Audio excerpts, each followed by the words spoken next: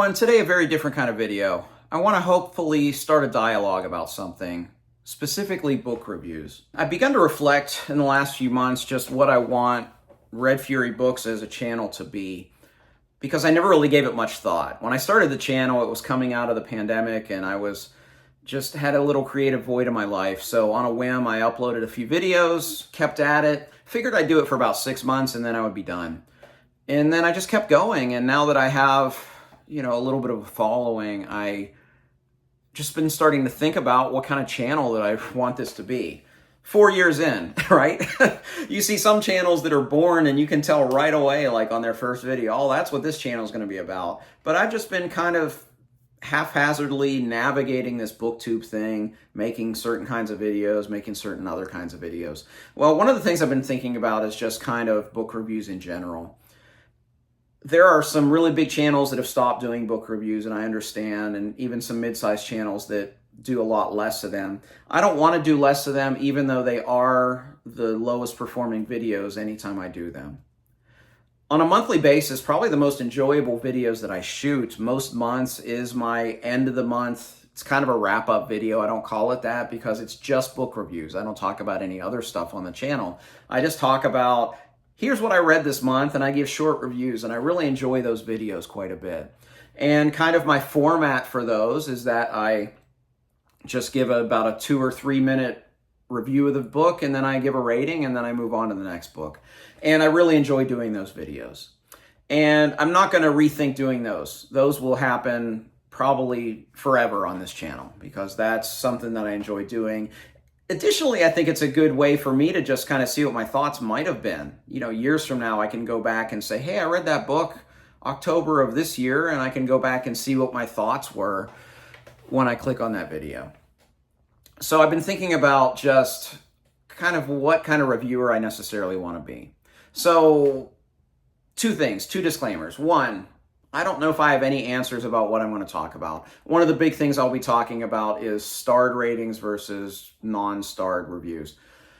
I'm going to ramble a little bit. That's my last disclaimer, is I don't script anything on here. I just kind of turn the camera on and talk. Sometimes I do an outline, but that's about it. Today, I don't even have that. I just want to talk about maybe just a way of redoing the way I do book reviews. But the bulk of what I want to talk about today is basically star ratings with reviews. So I've been thinking about just in general, kind of this concept. And in addition to kind of the style of reviews that I want to do, I've been thinking about the star ratings. As far as the style is concerned, it's kind of like this. I already mentioned I don't script anything. I like to just kind of turn the camera on and talk. I have nothing against scripted reviews or reviews with outlines or when you see a reviewer with a teleprompter or anything like that. That's fine. That's kind of the review that they want to put out there. For me, I like making it more conversational. So that style I don't think is going to change. But the way I do the reviews might be a little different if I get rid of the star ratings. So let me talk about both sides of it because I think there's merit in both a non-starred review versus a starred review. The first thing is, with the starred reviews, what I don't want is I don't want people to only look at the star rating and dismiss what I say about a book.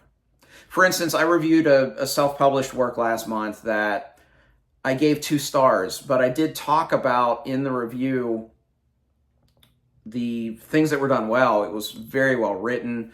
It was very much in the vein of classic fantasy. And in the review, I mentioned, hey, this didn't work for me, but it may work for you if you like these kinds of things. So I wonder if the star rating detracted from that review for people trying it just because I happen to give it 2 stars.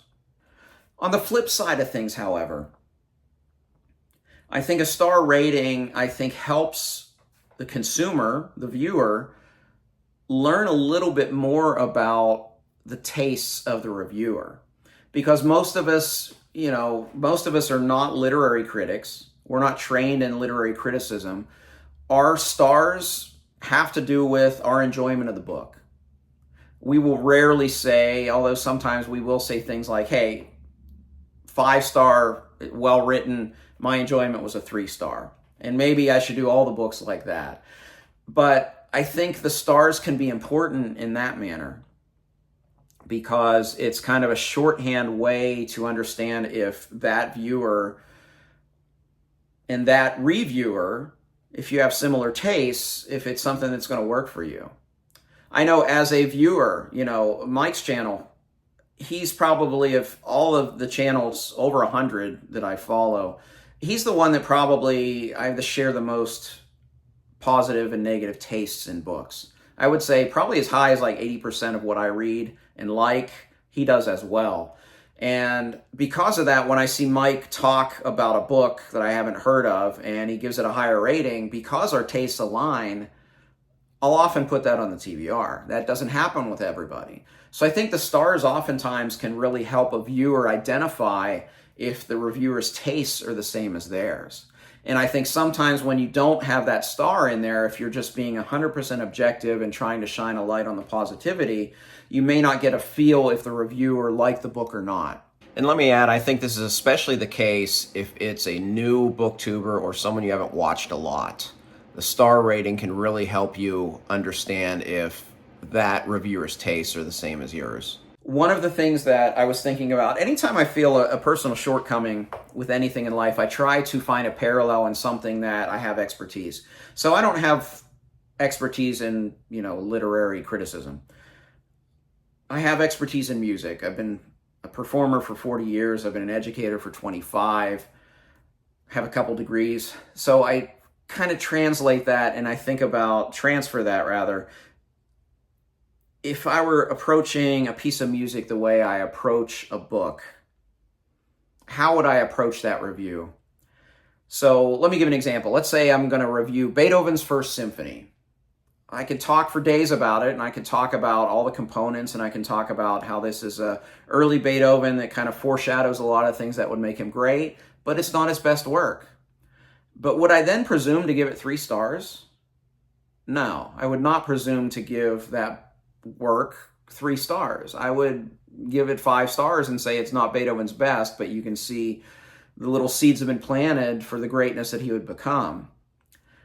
So thinking of that in literary terms, how can I presume to give a star rating for a book?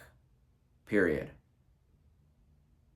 So I'm kind of grappling with that, and I would love your input specifically on that, because again, I want this to spur dialogue. And I want your input. You can't have a channel without viewers. So if all the viewers chime in and say, keep the star ratings, I like the star ratings, I'll probably keep doing them, okay? But I'm just kind of wrestling with it. There was a dialogue on this in the Fireside Discord, and I hope that this video can reignite that, because it happened when I was in a really busy week and I couldn't contribute much. But there were really great arguments on both sides of star ratings positive and star ratings being negative. So I'd love to have that dialogue with all of you. So drop me a comment below. Let me know what you think about star ratings. Additionally, if you want to join us in the Fireside Discord to talk about it there, I'd love to talk with you there. And listen, if you don't want your comments public, just send me a DM. I'm not so big that I don't answer those. So Twitter, GOODREADS. I'm also on Instagram, kind of.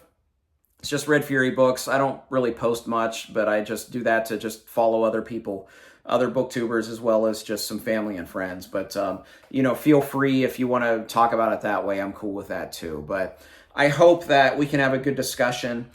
What am I leaning towards right now? I'm leaning towards getting rid of the star ratings on the channel, but still doing them on GOODREADS. Maybe that's hedging my bets, but I do think that GOODREADS, those ratings are driven primarily on enjoyment. Anyway, I gave you the disclaimer, said I'd ramble. I'm done rambling. I would love to hear your thoughts. Comment here, Discord, wherever. I'd love to hear your thoughts on this topic, and we'll see. If you've been paying attention, my individual book reviews, I'd already gotten rid of star ratings, so it isn't like I haven't started to lean that way anyway. But the monthly wrap-ups is kind of the last place that I've been doing the star ratings. So anyway, stop rambling. If you like this video, please like and subscribe. You can also find me on Twitter, GOODREADS, and the Fireside Discord. I'd love to interact with you there. As always, thank you for watching. Until next time, goodbye.